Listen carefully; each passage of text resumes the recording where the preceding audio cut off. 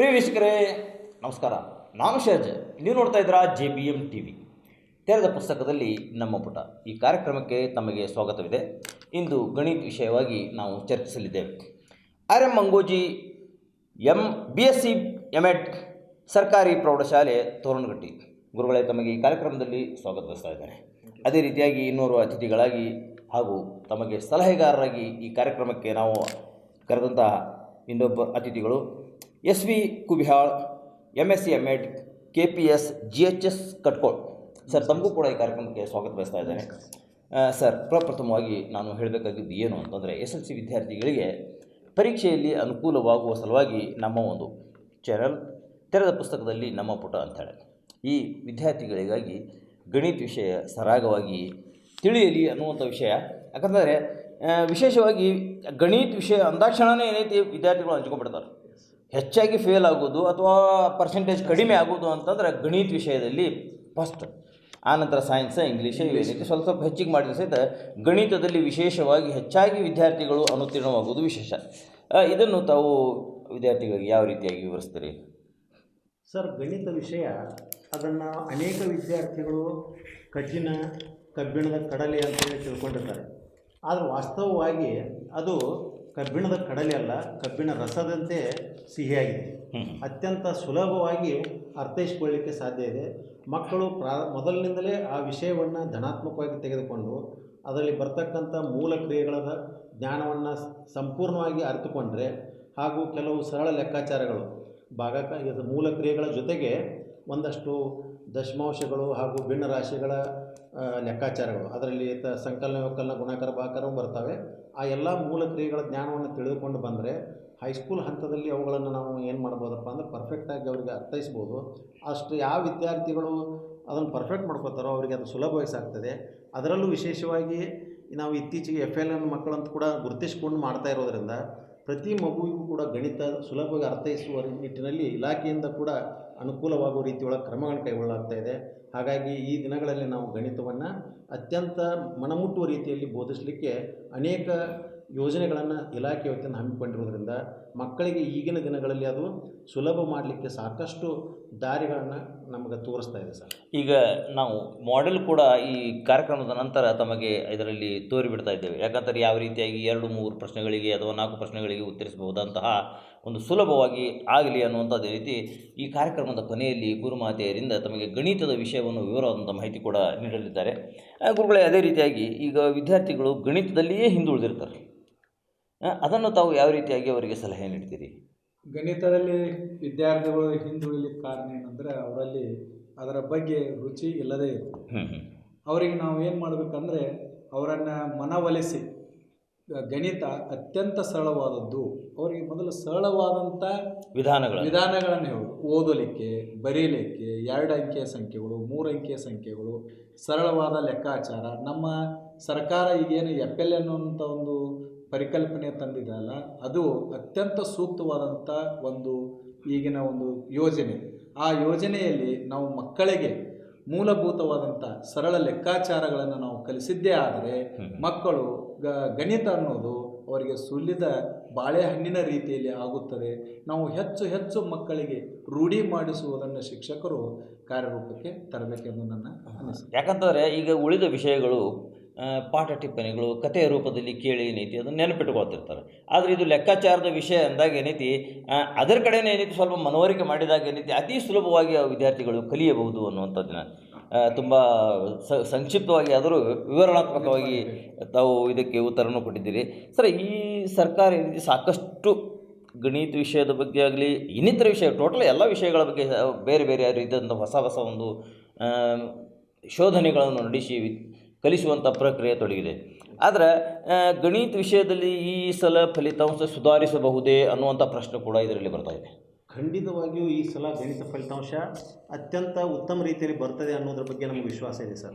ಯಾಕಂತ ಕೇಳಿದರೆ ನಮ್ಮ ಶಿಕ್ಷಣ ಇಲಾಖೆ ಈ ವರ್ಷ ಅತ್ಯಂತ ಮುತುವರ್ಜಿಯಿಂದ ರಾಜ್ಯ ಮಟ್ಟ, ವಿಭಾಗ ಮಟ್ಟ, ಜಿಲ್ಲಾ ಮಟ್ಟ, ತಾಲೂಕು ಮಟ್ಟ, ಇವನ್ ಕ್ಲಸ್ಟರ್ ಮಟ್ಟದವರೆಗೂ ಕೂಡ ಎಲ್ಲರಿಗೂ ಅದು ಸುಲಭವಾಗಿ ತಲುಪುವ ರೀತಿಯೊಳಗೆ ಅತ್ಯಂತ ವ್ಯವಸ್ಥಿತವಾದ ಕ್ರಮಗಳನ್ನು ಹಮ್ಮಿಕೊಂಡಿದೆ ಸರ್.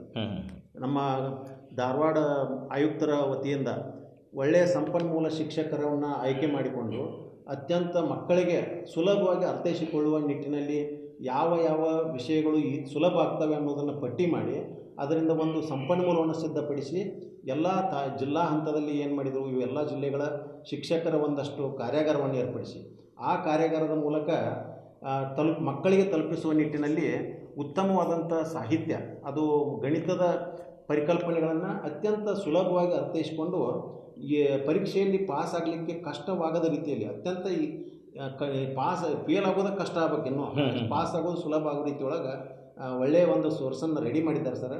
ವ್ಯವಸ್ಥಿತ ರೀತಿಯಲ್ಲಿ ಅವಕ್ಕೆ ನಾವು ಮಿಷನ್ 45+ ಅಂತೇಳಿ ಕೂಡ ಹೆಸರು ಕೊಟ್ಟಿದ್ದಾರೆ.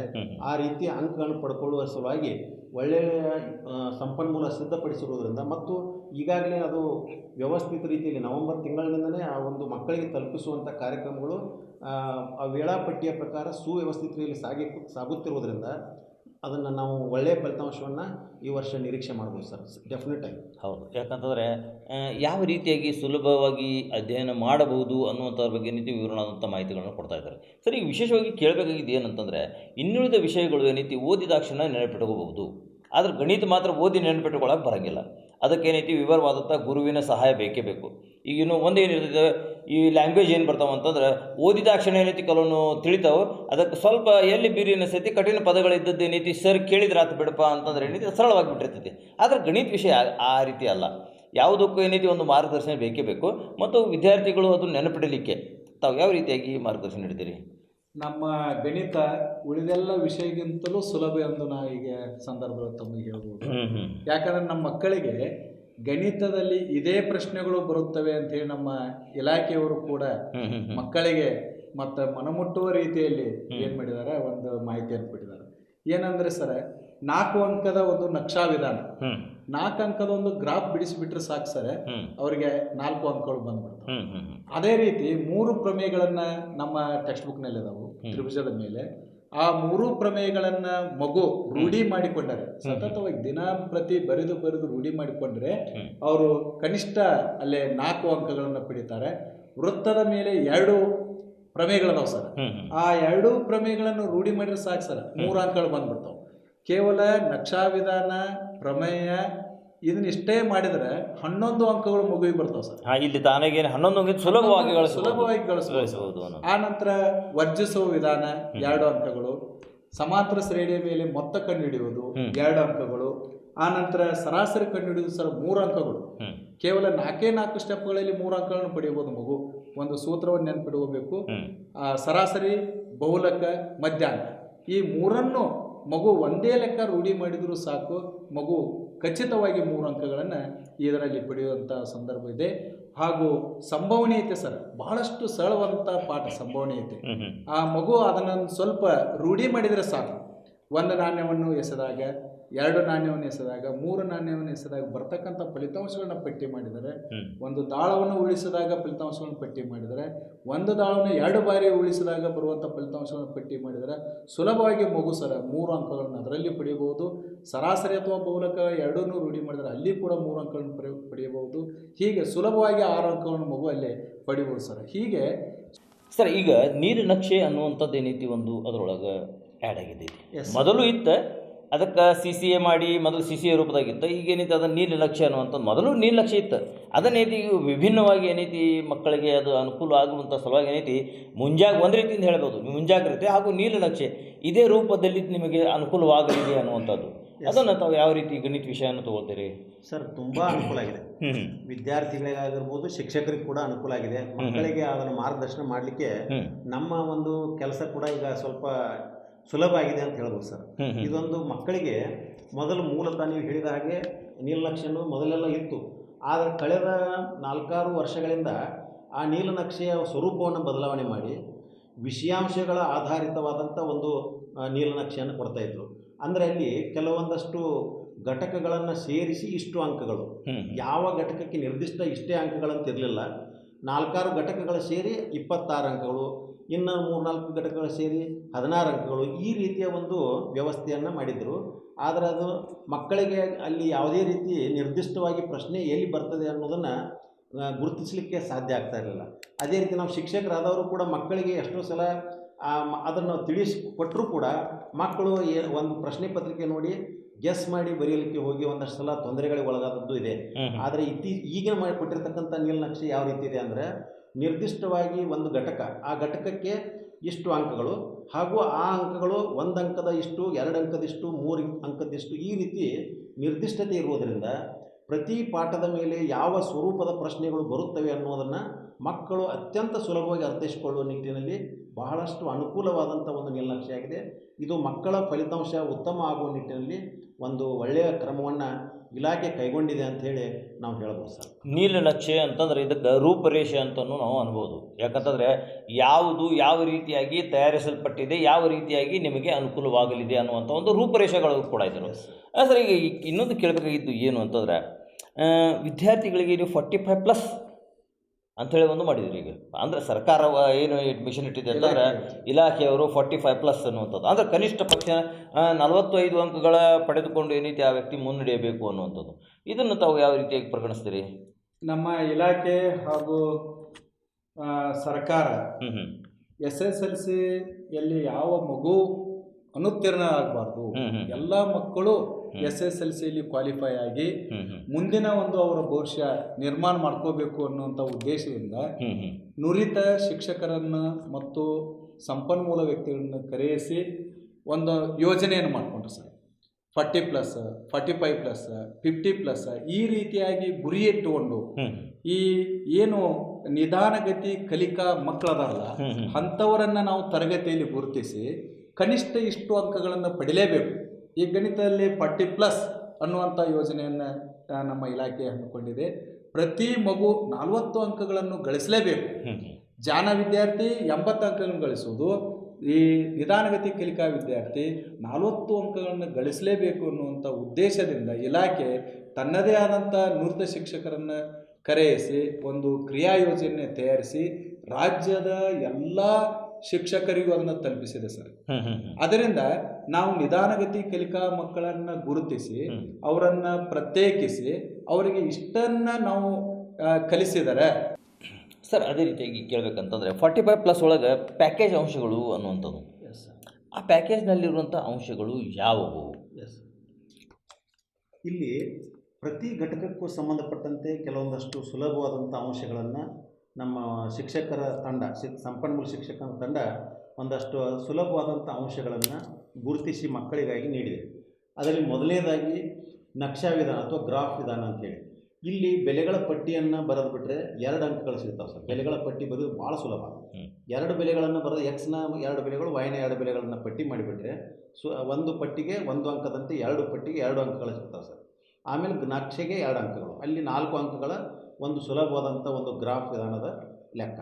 ಅದೇ ರೀತಿ ಪ್ರಮೇಯಗಳಲ್ಲಿ ತ್ರಿಭುಜಗಳ ಪ್ರಮೇಯದಲ್ಲಿ ಸರ್ ಹೇಳ್ತಾ ಇದ್ದಾರೆ, ಇದೀಗ 3 ಪ್ರಮೇಯಗಳನ್ನು ಮಾಡಿದಾಗ ಅದರಲ್ಲಿ 2 ಪ್ರಮೇಯಗಳನ್ನು ಪರೀಕ್ಷೆಯಲ್ಲಿ ಕೇಳೋದ್ರಿಂದ ಯಾವುದಾದ್ರೂ 3 ಅಭ್ಯಾಸ ಮಾಡಿದರೂ 4 ಪ್ರಮೇಯಗಳಿವೆ, 3 ಅಭ್ಯಾಸ ಮಾಡಿದರೂ ಕೂಡ ಪರೀಕ್ಷೆಯಲ್ಲಿ 2 ಕೇಳಿದಾಗ ಯಾವುದೂ ಮಿಸ್ ಆಗೋದಿಲ್ಲ. 4 ಅಂಕಗಳು ನಿಶ್ಚಿತವಾಗಿ ಬರ್ತವೆ. ಅದರಲ್ಲೂ ದತ್ತ, ಸಾಧನೆಯ, ರಚನೆ, ಸಾಧನೆ ಅಂತ ಹಂತಗಳಿರುವಾಗ ವಿದ್ಯಾರ್ಥಿಗಳು ಆಕೃತಿಯನ್ನು ತೆಗೆದು ದತ್ತ, ಸಾಧನೀಯ ಹಾಗೂ ರಚನೆ ಕೇವಲ ಇಷ್ಟನ್ನು ಬರೆದರೂ ಕೂಡ ಅವರು 2 ಅಂಕಗಳನ್ನು ಸುಲಭವಾಗಿ ಪಡ್ಕೋಬೋದು. ಅತಿ ವಿಷಯದಲ್ಲಿ ತೀರಾ ಹಿಂದುಳಿದಂಥ ಅಥವಾ ಕಲಿಕೆಯಲ್ಲಿ ನಿಧಾನಗತಿಯ ಮಕ್ಕಳು ಸ್ವಲ್ಪ ಕಷ್ಟ ಎನಿಸಿದರೂ 2 ಅಂಕಗಳನ್ನು ಅದರಲ್ಲಿ ತಗೊಳ್ಳೋದಂತೂ ತೀರಾ ಸುಲಭ. ಅದೇ ರೀತಿ ವೃತ್ತಗಳ ಮೇಲೆ ಕೂಡ 2 ಪ್ರಮೇಯಗಳನ್ನು ಮಾಡಿಬಿಟ್ರೆ 1 ಪರೀಕ್ಷೆಯಲ್ಲಿ ಬರೋದು ನಿಶ್ಚಿತ. ಅದು ಅಂತೂ ಅತ್ಯಂತ ಸುಲಭವಾಗಿ ಬರೆಯುವಂಥ ಒಂದು ಪ್ರಶ್ನೆ. ಇನ್ನು ಅದರ ಜೊತೆಗೆ ಬಾಹ್ಯ ಬಿಂದುವಿನ ಸ್ಪರ್ಶಕ ಆಯಿತು, ಬಹುಲಕ ಸರಾಸರಿ ಸಂಖ್ಯಾಶಾಸ್ತ್ರದ ಮೇಲೆ 2 ಲೆಕ್ಕಗಳನ್ನು ಕೊಟ್ಟಿರ್ತಾರೆ ಸರ್. ಅಥವಾ ಅಂತ ಇರ್ತದೆ, 2ರಲ್ಲಿ 1 ನಾವು ಸುಲಭವಾಗಿ ಬರಲಿಕ್ಕೆ ಮಕ್ಕಳಿಗೆ ಅನುಕೂಲ ಆಗ್ತದೆ. ಅಲ್ಲಿ 3 ಅಂಕಗಳನ್ನು ಕೇವಲ ಒಂದು ಕಾಲಮ್ಗಳನ್ನು ಹಾಕೋದು, ಒಂದು ಸೂತ್ರವನ್ನು ಹಚ್ಚಿ ಆ ಲೆಕ್ಕಗಳನ್ನು ಬಿಡಿಸೋದು, ಅತ್ಯಂತ ಸುಲಭವಾಗಿ 3 ಅಂಕಗಳನ್ನು ಪಡ್ಕೊಳ್ಳೋದಕ್ಕೆ ಅದು ಅನುಕೂಲ ಆಗ್ತದೆ. ಇನ್ನು ಅದರ ಜೊತೆಗೆ ಅಭಾಗಲಬ್ಧ ಸಂಖ್ಯೆಯನ್ನು ಸಾಧಿಸುವಂಥದ್ದು ವಾಸ್ತವ ಸಂಖ್ಯೆಗಳಲ್ಲಿ ಒಂದು ವಿಷಯ. ಅದು 2 ರೀತಿಯ ಲೆಕ್ಕಗಳು, ವರ್ಗಮೂಲ 2, ವರ್ಗಮೂಲ 3, ವರ್ಗಮೂಲ 5 ಅಂತೇಳಿ ಈ ರೀತಿಯ ಲೆಕ್ಕಗಳು. ಇನ್ನೊಂದು ದ್ವಿಪದ ಕರ್ಣಿಯನ್ನು ಒಳಗೊಂಡಂಥ ಲೆಕ್ಕ. ಅವು 2ಗಳನ್ನು ರೂಢಿ ಮಾಡಿದರೆ ನಿಶ್ಚಿತವಾಗಿಯೂ 2 ಅಂಕಗಳನ್ನು ಮಗು ಪಡಿಬೋದು. ಹಾಗೆಯೇ 2 ಚರಾಕ್ಷರ ರೇಖಾಂಶ ಸಮೀಕರಣಗಳು ವರ್ಜಿಸುವ ವಿಧಾನ, ಈ ರೀತಿ ಅತ್ಯಂತ ಸುಲಭವಾಗಿ ಪಡ್ಕೊಳ್ಳಿಕ್ಕೆ ಸಮಾನ ಶ್ರೇಣಿಯ ಕೆಲವು ಸೂತ್ರಗಳು, ಕೆಲವು ಘಟಕಗಳಲ್ಲಿ ಸೂತ್ರಗಳನ್ನು ಬಳಸುವುದರ ಮೂಲಕ ಸಮಾನ ಶ್ರೇಣಿಗಳಾಗಿರ್ಬೋದು, ನಿರ್ದೇಶಾಂಕ ರೇಖಾಗಣಿತ, ಶೋಧಕ, ಇಂಥ ಅನೇಕ ಪರಿಕಲ್ಪನೆಗಳ ಮೇಲೆ ಅತ್ಯಂತ ಸುಲಭವಾಗಿ ಉತ್ತರಿಸಲಿಕ್ಕೆ ಅವಕಾಶ ಇರುವಂಥ ಪ್ರಶ್ನೆಗಳಿದ್ದಾವೆ ಸರ್. ಒಂದು ಅಂಕದ ಅನೇಕ ಪ್ರಶ್ನೆಗಳಿಗೂ ಕೂಡ ಅತ್ಯಂತ ಸುಲಭವಾಗಿ ಉತ್ತರಿಸಲಿಕ್ಕೆ ಸಾಧ್ಯವಿರುವಂಥ ಪ್ರಶ್ನೆಗಳು ಮಕ್ಕಳಿಗೆ ಇರ್ತವೆ ಸರ್. ಹಾಗಾಗಿ ಪ್ಯಾಕೇಜ್ನಲ್ಲಿ ಇವೆಲ್ಲವುಗಳನ್ನು ಅಳವಡಿಸಲಾಗಿದೆ. ವಿದ್ಯಾರ್ಥಿಗಳು ಅವುಗಳ ಮೇಲೆ ನಿರಂತರವಾಗಿ ಬರೆಯುವುದನ್ನು ರೂಢಿ ಮಾಡಿದಾಗ, ಬಿಡಿಸಿ ಆ ಶಿಕ್ಷಕರ ಮಾರ್ಗದರ್ಶನದ ಅಡಿಯಲ್ಲಿ ಅವನ್ನ ಪ್ರಾಕ್ಟೀಸ್ ಮಾಡೋದ್ರ ಮೂಲಕ ಅವರು ಅತ್ಯಂತ ಸುಲಭವಾಗಿ 40 ಅಂಕಗಳನ್ನು ಪಡೆದುಕೊಳ್ಳಲಿಕ್ಕೆ ಅನುಕೂಲ ಆಗ್ತದೆ ಸರ್. ಸರ್, ಈಗ ಕೇಳಬೇಕಾಗಿದ್ದು ಏನಂತಂದರೆ, ಇಲಾಖೆಯಿಂದ ಕೆಲವೊಂದು ಪ್ರಶ್ನೆ ಪತ್ರಿಕೆಗಳು ಮಾಡೆಲ್ಸ್ಗಳನ್ನು ಕೂಡ ಬಿಟ್ಟಿದ್ದಾರೆ. ಈಗ ಅದನ್ನು ಯಾವ ರೀತಿಯಾಗಿ ವಿದ್ಯಾರ್ಥಿಗಳಿಗೆ ನೆರವಾಗಬಹುದು, ಅದನ್ನು ತಾವು ಯಾವ ರೀತಿಯಾಗಿ ವಿವರಿಸ್ತೀರಿ? ಇಲಾಖೆಯವರು ಈ ಬಾರಿ 4 ಮಾದರಿ ಪ್ರಶ್ನೆಗಳನ್ನು ಬಿಡುಗಡೆ ಮಾಡಿದ್ದಾರೆ ಸರ್. ಆ 4 ಮಾದರಿ ಪ್ರಶ್ನೆ ಪತ್ರಿಕೆಗಳನ್ನ ಮಕ್ಕಳು ಬಿಡಿಸಿದರೆ, ರೂಢಿ ಮಾಡಿದರೆ ಅವರು ಕನಿಷ್ಠ 60 ಅಂಕಗಳನ್ನು ಆ ಮಾಡೆಲ್ ಕ್ವಶನ್ ಪೇಪರ್ನಿಂದಲೇ ಗಳಿಸಬಹುದು. 50ಕ್ಕಂತೂ 50 ಯಾವುದೇ ತರನಂತ ನಿಶ್ಚಿತ, ಆದರೆ 60ರ ತನಕ ಗಳಿಸಬಹುದು ಸರ್, ಸುಲಭವಾಗಿ ಗಳಿಸಬಹುದು. ಮತ್ತೆ ಇಲಾಖೆ ಏನು ಮಾಡಿದೆ ಅಂದ್ರೆ ಸರ್, 4 ಮಾದರಿ ಪ್ರಶ್ನೆ ಪತ್ರಿಕೆ ಬಿಡುವುದಷ್ಟೇ ಅಲ್ಲದೆ ಅವುಗಳಿಗೆ ಮಾದರಿ ಉತ್ತರಗಳನ್ನು ಕೂಡ ಬಿಟ್ಟಿದ್ದಾರೆ ಸರ್. ತಾವೇ ಮಗು ಸ್ವತಃ ಆ ಪ್ರಶ್ನೆ ಪತ್ರಿಕೆಗಳನ್ನು ನಮ್ಮ ವೆಬ್ಸೈಟ್ನಲ್ಲಿ DSCIT ವೆಬ್ಸೈಟ್ನಲ್ಲಿ ಅದನ್ನು ಡೌನ್ಲೋಡ್ ಮಾಡಿಕೊಂಡು ಆ ಉತ್ತರ ಪತ್ರಿಕೆಗಳನ್ನು ಕೂಡ ಅವರು ಡೌನ್ಲೋಡ್ ಮಾಡಿಕೊಂಡು ಮನೆಯಲ್ಲೇ ಕೂಡ ಅವರು ಯಾರದೇ ಸಹಾಯವಿಲ್ಲದೆ ರೂಢಿ ಮಾಡಿಕೊಳ್ಳುವಂಥ ಒಂದು ಸರ್ಕಾರ ಅವರಿಗೆ ಸಹಾಯ ಮಾಡಿದೆ. ಆದರೆ ಇದು ಮಾದರಿ, ಇದು ನೆನಪಿಟ್ಟುಕೊಡ್ರಿ. ಯಾಕಂದ್ರೆ ಬಿಡುಗಡೆ ಮಾಡಿರೋದು ನಾವು ಅದನ್ನು ಸ್ಟಡಿ ಮಾಡೀವಿ ಬಿದ್ದಿಲ್ಲ ಅಂತೇಳಲ್ಲ, ಇದನ್ನು ಮಾದರಿಯಾಗಿ ನಿಮಗೆ ಏನೈತಿ ಸುಲಭ ಅಂದರೆ ಅನುಕೂಲವಾಗಲಿ ಅನ್ನುವಂಥ ದೃಷ್ಟಿಯಿಂದ ಏನೈತಿ ಮಾದರಿ ಉತ್ತರಗಳನ್ನು ಏನೈತಿ ಕೊಟ್ಟಿದ್ದಾರೆ ಅನ್ನುವಂಥದ್ದು ಇದರೊಳಗೆ ಪ್ರಮುಖವಾದಂಥದ್ದು. ಅದೇ ರೀತಿಯಾಗಿ ಸರ್, ವಿದ್ಯಾರ್ಥಿಗಳಿಗೆ ಕೆಲವೊಂದು ವಿಷಯಗಳು ಗಣಿತ ವಿಷಯದೊಳಗೆ ಅಂತೇಳ್ತೀರಿ ಕಠಿಣತೆ ಅನಿಸಿದಾಗಲೂ ಕೆಲವೊಂದು ಸುಲಭವಾಗಿ ನಾವು ಉತ್ತರಿಸಬಹುದಾದಂಥ ಪ್ರಶ್ನೆಗಳು ಕೂಡ ಬರ್ತಾವೆ ಅನ್ನುವಂಥದ್ದು, ಅದನ್ನು ಯಾವ ರೀತಿಯಾಗಿ ವಿವರಿಸ್ತೀರಿ ಸರ್? ಅದೇ ಇದೀಗ ಹೇಳಿದ್ರಲ್ಲ, ಈಗ ಎಲ್ಲ ಘಟಕಗಳ ಮೇಲೂ ಒಂದಷ್ಟು ಸುಲಭವಾಗಿರ್ತಕ್ಕಂಥ ಅಂಶನ ಪಟ್ಟಿ ಮಾಡಿದ್ದಾರೆ. ಅದರ ಜೊತೆಗೆ ಇನ್ನೊಂದು ಯಾರು ಮಾಡ್ಬೇಕಂದ್ರೆ, ಸಂಭವನೀಯತೆಯಲ್ಲಿ ಸರ್ ಕೂಡ ಇದೇ ಹೇಳ್ತಾ ಇದ್ರು, ನಾಣ್ಯ, ದಾಳ ಹಾಗೂ ಕಾರ್ಡ್ಗಳು ಇವುಗಳನ್ನು ಆಧಾರಿತವಾದಂಥ ಅತ್ಯಂತ ಸುಲಭವಾದ ಪ್ರಶ್ನೆಗಳು 3 ಅಂಕಗಳಿಗೆ ಆ ಪ್ರಶ್ನೆಯನ್ನು ಕೇಳ್ತಾರೆ ಸರ್. ಅಲ್ಲಿ ಏನು ಮಾಡಿರ್ತಾರೆ ಅಂದ್ರೆ, ಒಂದು ಬಾಕ್ಸ್ನಲ್ಲಿ 1ರಿಂದ 20ರವರೆಗಿನ ಸಂಖ್ಯೆಗಳಿರ್ತವೆ. ಅವುಗಳಲ್ಲಿ ನಾವು ಅವಿಭಾಜ್ಯ ಸಂಖ್ಯೆಗಳನ್ನು ಹೊರತೆಗೆಯುವಂಥ ಸಂಭವನೀಯತೆ ಎಷ್ಟು ಅಂತ, ಅವಿಭಾಜ್ಯ ಸಂಖ್ಯೆಗಳ ಪರಿಕಲ್ಪನೆಯನ್ನು ನಾವು ಮಕ್ಕಳಿಗೆ ಹೇಳಿಕೊಟ್ಟಿರ್ತೀವಿ. ಯಾವ ಸಂಖ್ಯೆಗಳು ಅವಿಭಾಜ್ಯ ಅಂತ ಕರಿತೀವಿ ಅಂತೇಳಿ, ಆ ಸಂಖ್ಯೆಗಳು ಯಾವುವು ಅನ್ನೋದನ್ನು ಆಧಾರವಾಗಿ ಇಟ್ಕೊಂಡು ಒಟ್ಟು 20 ಕಾರ್ಡ್ಗಳಿವೆ. ಅದರಲ್ಲಿರ್ತಕ್ಕಂಥ ಅವಿಭಾಜ್ಯ ಸಂಖ್ಯೆಗಳು ಅಂತಂದಾಗ 2, 3, 5, 7, 11, 13, 17, 19 ಹೀಗೆ 8. ಸೊ 8/20 ಅಂತ ಬರೆದುಬಿಟ್ರೆ ಅಲ್ಲಿ 1 ಅಂಕ. ಈ ರೀತಿ ಸಮಸಂಖ್ಯೆಗಳನ್ನು ಹೊರತೆಗೆಯುವಂಥ ಸಂಭವನೀಯತೆ ಅಥವಾ ವರ್ಗ ಸಂಖ್ಯೆಗಳನ್ನು ಹೊರತೆಗೆಯುವಂಥ ಸಂಭವನೀಯತೆ, ಇಂತಹ ಕೆಲವೊಂದಷ್ಟು ಸುಲಭವಾಗಿ ಉತ್ತರಿಸಬಹುದಂಥ ಪ್ರಶ್ನೆಗಳು ಇರ್ತವೆ. 3 ಪ್ರಶ್ನೆಗಳಿದ್ದರೆ 3 ಅಂಕ. ಇಂಥ ಅತ್ಯಂತ ಸುಲಭವಾಗಿ 3 ಅಂಕಗಳನ್ನು ಗಣಿತ ಬಿಟ್ಟರೆ ಬೇರೆ ವಿಷಯದಾಗ ಪಡ್ಕೊಳ್ಳಿಕ್ಕೆ ಸಾಧ್ಯ ಇರಲಿಕ್ಕಿಲ್ಲ. ಅಷ್ಟೊಂದು ಅನುಕೂಲವಾಗುವಂಥ ಕೆಲವೊಂದಷ್ಟು ಪರಿಕಲ್ಪನೆಗಳಿದ್ದಾವೆ, ಅವುಗಳನ್ನು ಮಕ್ಕಳು ಉಪಯೋಗಿಸ್ಕೋಬೋದು. ಅದೇ ರೀತಿ ಮೇಲ್ಮೈ ವಿಸ್ತೀರ್ಣಗಳು, ಘನಫಲಗಳು ದೊಡ್ಡ ಘಟಕ ಇದೆ, ಅದರಲ್ಲಿ ಅನೇಕ ಸೂತ್ರಗಳಿವೆ. ಆ ಎಲ್ಲ ಸೂತ್ರಗಳನ್ನು ಪರ್ಫೆಕ್ಟ್ ಮಾಡಿದರೆ ಪರೀಕ್ಷೆಯಲ್ಲಿ ನೇರವಾಗಿ ಒಂದು ಸೂತ್ರ ಕೇಳ್ತಾರೆ. ಅದರ ಜೊತೆಗೆ 5 ಅಂಕದ ಪ್ರಶ್ನೆಗಳನ್ನು ಉತ್ತರಿಸುವಾಗ ಅಲ್ಲಿ ಜೋಡಿಸಿದ ಗಣಾಕೃತಿಗಳಿರ್ತವೆ. ಅವುಗಳ ಘನಫಲ, ಮೇಲ್ಮೈ ವಿಸ್ತೀರ್ಣ, ಪಾರ್ಶ್ವ ಮೇಲ್ಮೈ, ಪೂರ್ವ ವಿಸ್ತೀರ್ಣ ಸೂತ್ರಗಳನ್ನು ಬರೆಯುವುದರಿಂದ ಕೂಡ ಒಂದೊಂದು ಸೂತ್ರಕ್ಕೆ ಅರ್ಧದಂತೆ 1ರಿಂದ 1.5 ಅಂಕಗಳು. ಹೀಗೆ ಸೂತ್ರವನ್ನು ಅಭ್ಯಾಸ ಮಾಡುವುದರ ಮೂಲಕ ಕೂಡ 2ರಿಂದ 3 ಅಂಕಗಳು ನೇರವಾಗಿ ಸಿಗ್ತವೆ. ಅದರ ಜೊತೆಗೆ ಬೇರೆ ಬೇರೆ ಸಮಸ್ಯೆಗಳನ್ನು ಬಿಡಿಸುವಲ್ಲಿ ಆ ಸೂತ್ರಗಳನ್ನು ಬಳಕೆ ಮಾಡಿಕೊಂಡು ಉತ್ತಮ ಅಂಕಗಳನ್ನು ಪಡ್ಕೊಳ್ಳಿಕ್ಕೆ ಸುಲಭವಾದಂಥ ಅಂಶಗಳಿವೆ ಅಂತ ಹೇಳ್ಬೋದು. ಈಗ LB ಅನ್ನುವಂಥದ್ದು ಕೂಡ ಅದರೊಳಗೆ ಬಂತು.